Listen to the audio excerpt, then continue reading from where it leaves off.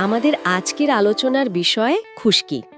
খুবই সাধারণ একটা সমস্যা, কিন্তু কি ভীষণ বিরক্তিকর, তাই না? হ্যাঁ, একদম। বলা হয় বিশ্বের প্রায় অর্ধেক মানুষই নাকি জীবনের কোনো না কোনো সময় এই সমস্যায় ভোগেন। হ্যাঁ, আর এই বিষয়টা নিয়ে ইন্টারনেটে এত রকম তথ্য, মানে এত ঘরোয়া টোটকা, হুম, যে কোনটা ঠিক আর কোনটা ভুল তা বোঝাটাই মুশকিল। ঠিক। তাই আমরা ঠিক করেছি এই জট ছাড়ানোর জন্য একটা গভীর আলোচনা করা যাক। আমাদের হাতে হেলথলাইন বা মেও ক্লিনিকের মতো নির্ভরযোগ্য ওয়েবসাইটের তথ্য যেমন আছে, হুম, তেমনি ক্লোরিনের মতো একটি ব্র্যান্ডের বিশ্লেষণও রয়েছে। এমনকি আয়ুর্বেদ বিষয়টাকে কিভাবে দেখে সেটাও আমরা খুঁজে বের করেছে। আমাদের আজকের লক্ষ্যটা তাহলে খুব পরিষ্কার। খুশকির একেবারে গোড়ার কারণ থেকে শুরু করে রান্নাঘরের জিনিস দিয়ে তার প্রতিকার। জীবনযাত্রার প্রভাব। হ্যাঁ, এবং কখন মেডিকেটেড শ্যাম্পু ব্যবহার করা উচিত, এই সব কিছু আমরা খতিয়ে দেখব। মানে আমরা বোঝার চেষ্টা করব কোন তথ্যের পেছনে বিজ্ঞান আছে, কোনটা পরম্পরাগত জ্ঞান, আর কোন বিষয়গুলো নিয়ে বিশেষজ্ঞদের মধ্যেও মতভেদ রয়েছে। দারুণ। তাহলে চলুন শুরু করা যাক একেবারে মূল প্রশ্নটা দিয়ে। খুশকি আসলে কি? আমি এতদিন ভাবতাম শীতকালে যেমন আমাদের ত্বক শুষ্ক হয়ে যায়। হ্যাঁ, মাথার ত্বকও সেভাবে শুষ্ক হয়ে খুশকি হয়। ঠিক, ব্যাপারটা কি এতটাই সহজ? এটা একটা খুব সাধারণ ধারণা, কিন্তু সত্যিটা এর চেয়ে অনেক বেশি জটিল। শুধু শুষ্ক ত্বকই কিন্তু খুশকির একমাত্র কারণ নয়। আচ্ছা। অনেক সময় এর পেছনে সেবোরিক ডার্মাটাইটিস নামে এক ধরনের ত্বকের প্রদাহ থাকতে পারে, যেখানে ত্বক শুষ্ক হওয়ার বদলে বরং তৈলাক্ত হয়ে যায় আর হলদে বা সাদা আস্তরণ পড়ে। ও, তৈলাক্তও হতে পারে। হ্যাঁ, আবার বিভিন্ন হেয়ার প্রোডাক্টে থাকা রাসায়নিকের প্রতি সংবেদনশীলতাও একটা বড় কারণ হতে পারে। তার মানে আমার শ্যাম্পু বা কন্ডিশনারও এর জন্য দায়ী হতে পারে? অবশ্যই। তবে সবচেয়ে বড় যে কারণটাকে বিজ্ঞানীরা চিহ্নিত করেছেন সেটা হলো ম্যালাসেজিয়া নামের এক ধরনের ছত্রাক বা ফাঙ্গাস। ছত্রাক? হ্যাঁ, আর মজার ব্যাপার হলো এই ছত্রাকটি কিন্তু আমাদের প্রায় সবার মাথার ত্বকে স্বাভাবিকভাবে বসবাস করে। এক মিনিট, মানে আমার মাথায়ও এই ছত্রাক আছে? তাহলে আমার খুশকি নেই কেন? ঠিক এখানেই আসল বিষয়টা। সাধারণত এই ছত্রাক কোনো সমস্যা করে না, কিন্তু কিছু মানুষের ক্ষেত্রে হতে পারে হরমোনের পরিবর্তন বা মানসিক চাপ হুম। বা অন্য কোনো কারণে এই ছত্রাকটি খুব দ্রুত বাড়তে শুরু করে। এর ফলে মাথার ত্বকের কোষগুলো স্বাভাবিকের চেয়ে অনেক দ্রুত তৈরি হয় আর ঝরে পড়তে শুরু করে। আর সেটাই আমরা খুশকি হিসেবে দেখি। একদম। আচ্ছা, এবার বিজ্ঞানের দিকটা বেশ পরিষ্কার হলো। কিন্তু আমাদের এই অঞ্চলে তো হাজার হাজার বছর ধরে মানুষ ঘরোয়া টোটকা ব্যবহার করে আসছে। আয়ুর্বেদ এই ছত্রাক বা প্রদাহকে কিভাবে দেখে? ওদের দৃষ্টিকোণটা একদমই আলাদা এবং বেশ আকর্ষণীয়। তাই? আয়ুর্বেদ অনুযায়ী আমাদের শরীরে 3টি মূল শক্তি বা দোষ থাকে: ভাত, পিত্ত এবং কফ। হ্যাঁ, শুনেছি। খুশকির মূল কারণ হলো এই 3টির ভারসাম্যহীনতা। যেমন ধরুন, ভাত দোষ বাড়লে ত্বক শুষ্ক ও চুলকানিযুক্ত হয়, যা এক ধরনের খুশকি। আবার পিত্ত এবং কফ একসাথে বাড়লে ত্বক তৈলাক্ত ও প্রদাহযুক্ত হয়, যা সেবোরিক ডার্মাটাইটিসের মতো আরেক ধরনের খুশকি তৈরি করে। বাহ! তার মানে ওরা সমস্যাটাকে বাইরের কোনো ছত্রাকের আক্রমণ হিসেবে দেখছে না, বরং শরীরের ভেতরের ভারসাম্যের অভাব হিসেবে দেখছে। ঠিক তাই, একটা বাইরের দৃষ্টিকোণ আর একটা ভেতরের। দারুণ। চলুন এবার প্রতিকারের দিকে যাওয়া যাক। টি ট্রি অয়েলের কথা তো প্রায়ই শোনা যায়। এটা কি সত্যি কার্যকর? টি ট্রি অয়েল নিয়ে বেশ ভালোই চর্চা হয়েছে। হেলথলাইন আর ক্লোরেন দুটো সূত্রেই এর শক্তিশালী অ্যান্টিফাঙ্গাল বা ছত্রাকরোধী গুণের কথা বলা হয়েছে। তার মানে এটা সরাসরি ওই ম্যালাসেজিয়া ছত্রাকের বৃদ্ধিকে বাধা দেয়? হ্যাঁ, তবে এখানে একটা কিন্তু আছে। কি রকম? মেও ক্লিনিক বলছে যে যদিও এর কার্যকারিতা আছে, কিন্তু অনেকের ত্বকে এটা সরাসরি লাগালে জ্বালা বা অ্যালার্জি হতে পারে। ও আচ্ছা। তাই তারা পরামর্শ দেয় নারকেল তেলের মতো কোনো কিছুর সাথে মিশিয়ে ব্যবহার করতে, তাই তো? একদম। আর 2020 সালের একটা গবেষণা বলছে ত্বকের অন্য সমস্যায় ম্যালাসেজিয়ার বিরুদ্ধে এটা কার্যকর হলেও সরাসরি খুশকিতে এর প্রভাব নিয়ে আরও বড় মাপের গবেষণা দরকার। নারকেল তেলের কথা যখন এলো, এটা তো আমাদের সবার বাড়িতেই থাকে। এটার কার্যকারিতা নিয়ে কি কোনো বৈজ্ঞানিক প্রমাণ আছে? হ্যাঁ, কিছুটা আছে। নারকেল তেল খুব ভালো ময়েশ্চারাইজার, হুম। তাই শুষ্ক ত্বকের কারণে হওয়া খুশকিতে এটা দারুণ কাজ করে। পাশাপাশি এর মধ্যে জীবাণুরোধী গুণও রয়েছে। একটা 16 সপ্তাহের গবেষণায় দেখা গেছে নারকেল তেল নিয়মিত ব্যবহারে মাথার ত্বকের মাইক্রোবায়োম, মানে উপকারী জীবাণুর ভারসাম্য উন্নত হয়। আচ্ছা, তার মানে এটা পরোক্ষভাবে সাহায্য করে। ঠিক।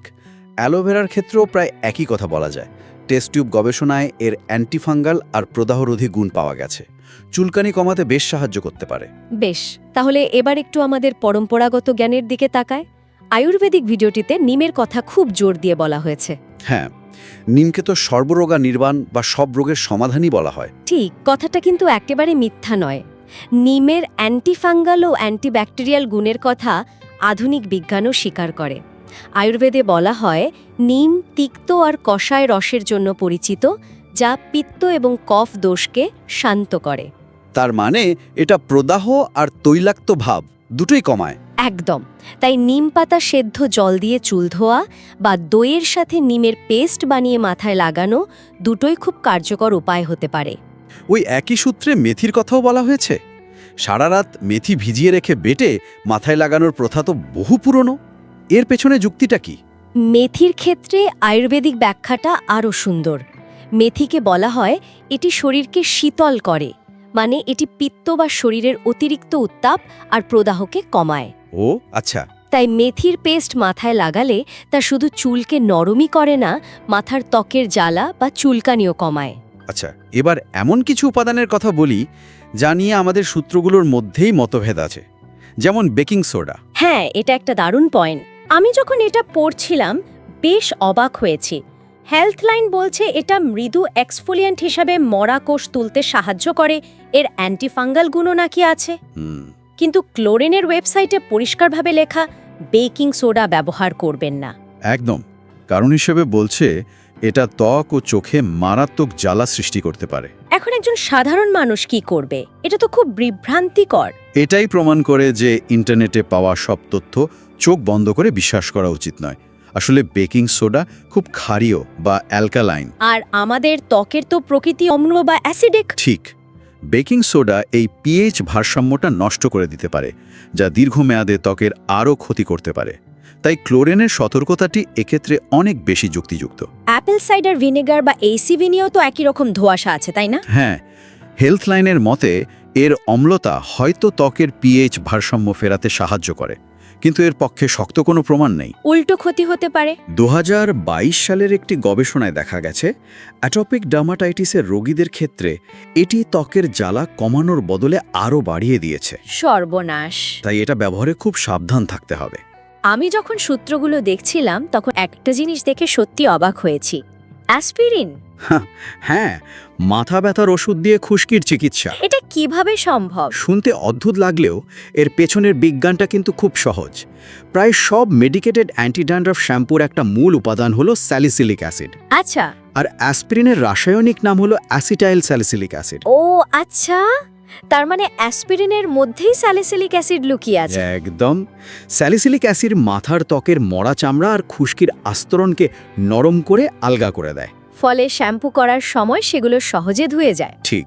তাই দুটো অ্যাসপিরিন ট্যাবলেট গুঁড়ো করে শ্যাম্পুর সাথে মিশিয়ে ব্যবহার করার যে টোটকা, তার একটা বৈজ্ঞানিক ভিত্তি রয়েছে। এটা ওয়াকেই একটা ইন্টারেস্টিং হ্যাক। এদিন মানম যা কিছু আলোচনা করলাম তার সবই তো মাথার ত্বকের উপর বাহ্যিক প্রয়োগের বিষয়, কিন্তু আমাদের জীবনযাত্রার কি কোনো প্রভাব আছে এর ওপর? অবশ্যই আছে। যেমন ধরুন মানসিক চাপ বা আমরা কি খাচ্ছি সেটা কি খুশকির ওপর প্রভাব ফেলে? এটা একটা খুব জরুরি প্রশ্ন, কারণ খুশকির সমস্যাটা শুধু মাথার ত্বকের মধ্যেই সীমাবদ্ধ নয়। আমাদের ভেতরের অবস্থার সাথেও এর একটা গভীর যোগাযোগ আছে।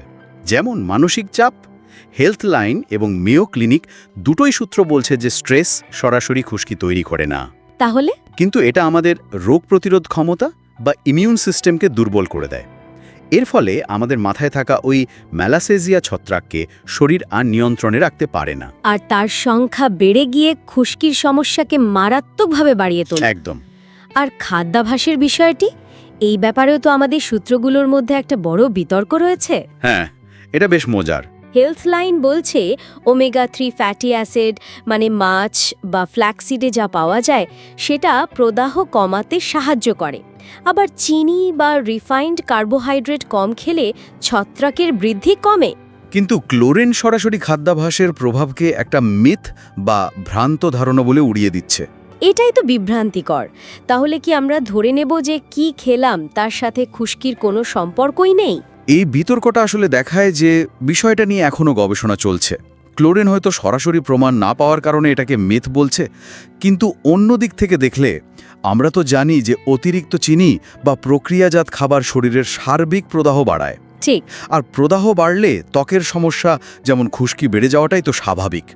তাই হয়তো সরাসরি সম্পর্ক প্রমাণিত নয়, কিন্তু পরোক্ষ প্রভাব থাকার সম্ভাবনা খুব বেশি। তার মানে স্বাস্থ্যকর খাবার খেলে যদি খুশকি নাও কমে, অন্তত শরীরের তো কোনো ক্ষতি হবে না। একদম।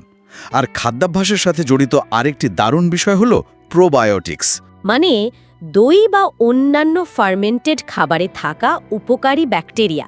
হ্যাঁ, 2017 সালের একটি গবেষণায় দেখা গেছে যারা 56 দিন ধরে প্রোবায়োটিক্স গ্রহণ করেছেন তাদের খুশকির তীব্রতা উল্লেখযোগ্যভাবে কমে গেছে। বাহ, এর কারণ কি? কারণ হলো এই উপকারী ব্যাকটেরিয়াগুলো আমাদের রোগ প্রতিরোধ ক্ষমতাকে শক্তিশালী করে, যা সেই ম্যালাসেজিয়া ছত্রাকের বিরুদ্ধে লড়াই করতে সাহায্য করে। এটা আমাদের অন্ত্রের স্বাস্থ্যের সাথে মাথার ত্বকের স্বাস্থ্যের এক অসাধারণ সংযোগ। কিন্তু এত কিছু করার পরেও যদি খুশকি না কমে, মানে ধরুন ঘরোয়া প্রতিকার, মানসিক চাপ কমানো বা খাদ্যাভ্যাস পরিবর্তন কিছুতেই কাজ হচ্ছে না, তখন কি উপায়? যদি 2-3 সপ্তাহ চেষ্টার পরেও কোনো উন্নতি না দেখা যায়, তখন বুঝতে হবে সমস্যাটা বেশ গভীর। আর ঘরোয়া টোটকার চেয়ে শক্তিশালী কিছুর প্রয়োজন? ঠিক এখানেই মেডিকেটেড বা ওষুধি শ্যাম্পুর ভূমিকা শুরু হয়। এই শ্যাম্পুগুলো কি সাধারণ শ্যাম্পুর চেয়ে আলাদাভাবে কাজ করে? হ্যাঁ, এগুলো বিশেষভাবে খুশকির মূল কারণগুলোকে লক্ষ্য করে তৈরি। মেয়ো ক্লিনিকের তালিকা অনুযায়ী এগুলোতে বিভিন্ন ধরনের সক্রিয় উপাদান থাকে, যেমন কিটোক্যানাজোল একটি শক্তিশালী অ্যান্টিফাঙ্গাল, যা সরাসরি ছত্রাককে ধ্বংস করে। হ্যাঁ, আবার জিঙ্ক, পাইরিথিয়ন এবং সেলেনিয়াম সালফাইড ছত্রাকের বৃদ্ধিকে ধীর করে দেয়। আর স্যালিসিলিক অ্যাসিডের কথা তো আমরা আগেই জেনেছি, ওটা মরা চামড়া দূর করতে সাহায্য করে। ঠিক তাই, ওটা হলো এক্সফোলিয়েন্ট। আর কোলটার নামেও একটা উপাদান আছে যা মাথার ত্বকের কোষ তৈরির প্রক্রিয়াকে ধীর করে দেয়। কিন্তু কোলটারের একটা পার্শ্ব প্রতিক্রিয়া আছে বলছিলেন না? হ্যাঁ, এটা হালকা রঙের চুলকে কালো বা বিবর্ণ করে দিতে পারে, তাই শ্যাম্পু কেনার আগে লেবেলে কি কি উপাদান আছে তা দেখে নেওয়া খুব জরুরি। এখানে মেয়ো ক্লিনিকের একজন ত্বক বিশেষজ্ঞের একটা দারুণ পরামর্শ আমার চোখে পড়েছে, যা হয়তো আমরা অনেকেই ভুল করি। কি সেটা? বলা হয়েছে অ্যান্টি ড্যান্ড্রফ শ্যাম্পু কার্যকর হওয়ার জন্য এটিকে মাথায় লাগিয়ে ধুয়ে ফেললে চলবে না। আচ্ছা। অন্তত 5 মিনিট বা তার বেশি সময় রাখতে হবে। আমি তো নিশ্চিত আমি নিজেই হয়তো তাড়াহুড়োয় 1 মিনিটের মধ্যেই ধুয়ে ফেলি। এটা খুবই গুরুত্বপূর্ণ একটা বিষয়। এই সক্রিয় উপাদানগুলোকে ছত্রাকের ওপর বা ত্বকের কোষের ওপর কাজ করার জন্য যথেষ্ট সময় দিতে হয়, না হলে শ্যাম্পু ব্যবহার করেও কোনো লাভ হয় না। আরেকটি দারুণ পরামর্শ ছিল, সময়ের সাথে সাথে নাকি একটা শ্যাম্পু তার কার্যকারিতা হারাতে পারে। এর কারণ কি? কারণ মাথার ত্বকের ছত্রাকগুলো ওই নির্দিষ্ট উপাদানের বিরুদ্ধে মোকাবেলা বা রেজিস্ট্যান্ট হয়ে যেতে পারে। ও, তাই বিশেষজ্ঞরা পরামর্শ দেন 2 বা 3টি ভিন্ন উপাদানের শ্যাম্পু কিনে সেগুলো ঘুরিয়ে ফিরিয়ে ব্যবহার করতে। যেমন 1 মাস কিটোকোনাজোল যুক্ত শ্যাম্পু ব্যবহার করলে পরের মাসে জিঙ্ক পাইরিথিয়ন যুক্ত শ্যাম্পু ব্যবহার করা। একদম। এতে রেজিস্ট্যান্স তৈরি হওয়ার সম্ভাবনা কমে যায় এবং ভালো ফল পাওয়া যায়। আর এতেও যদি কাজ না হয়, তাহলে নিশ্চয়ই ডাক্তারের কাছে যাওয়া ছাড়া উপায় নেই। একদম। কারণ কখন হয়তো প্রেসক্রিপশন শক্তি সম্পন্ন শ্যাম্পু বা স্টেরয়েড লোশনের প্রয়োজন হতে পারে, যেদি খুশকির ক্ষেত্রে বিশেষজ্ঞের পরামর্শে শেষ কথা। তাহলে আজকের এই গভীর আলোচনা থেকে একটা বিষয় পরিষ্কার হলো যে খুশকির কোনো সহজ বা একমাত্র সমাধান নেই। না, একেবারেই না। এর পেছনে ছত্রাক থেকে শুরু করে প্রদাহ, জীবনযাত্রা অনেক কিছুই থাকতে পারে, আর এর সমাধানও তেমনি বিচিত্র। আয়ুর্বেদিক পেস্ট থেকে শুরু করে শক্তিশালী মেডিকেটেড শ্যাম্পু পর্যন্ত। মূল কথাটা হলো এটা একটা ব্যক্তিগত সমস্যা, আর এর সমাধানও হবে ব্যক্তিগত। একজনের জন্য যা কাজ করে অন্যের জন্য তা নাও করতে পারে। বেকিং সোডা বা খাদ্যাভ্যাসের মতো বিষয়ে পরস্পর বিরোধী তথ্য এটাই প্রমাণ করে যে অন্ধভাবে কিছু অনুসরণ না করে নিজের শরীরের প্রতিক্রিয়া বুঝে সতর্কতার সাথে এগোতে হবে। এই আলোচনার শেষে একটা প্রশ্ন ভাবার জন্য রেখে যেতে চাই। বলুন। আমরা দেখলাম যে মানসিক চাপ বা অন্ত্রের স্বাস্থ্য খুশকির ওপর প্রভাব ফেলে, যা আমাদের ভেতরের অবস্থার সাথে বাইরের ত্বকের স্বাস্থ্যের একটা গভীর সংযোগের দিকে ইঙ্গিত করে। ঠিক। তাহলে শুধু মাথার ত্বকের শ্যাম্পু বা পেস্ট লাগিয়ে উপরিভাগের চিকিৎসা না করে মূল কারণটিকে ভেতর থেকে ঠিক করার জন্য আমাদের দৈনন্দিন জীবনে এমন কোনো ছোট পরিবর্তন আনা যেতে পারে যা হয়তো শুধু খুশকিই নয়, আমাদের সার্বিক স্বাস্থ্যকেই আরও ভালো করে তুলবে।